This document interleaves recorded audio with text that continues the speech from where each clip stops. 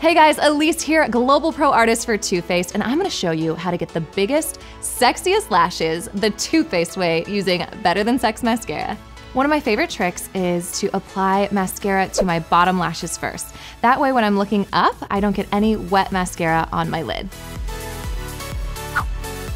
Depending on how dramatic I wanna go, sometimes I'll go back in and just tip the ends, and it gives it a little bit of a stiletto effect. Next, I'm gonna start at the very base of the lash and I'm gonna wiggle it and roll it up. And that's what's gonna give me that intense volume. Starting at the base of your lashes really gives your curl a solid foundation, kind of like a good push-up bra. The peptides in this mascara make it the deepest, darkest black. The last step is just bump the lashes back. This is what's gonna give you a little bit more length and lock in the curl.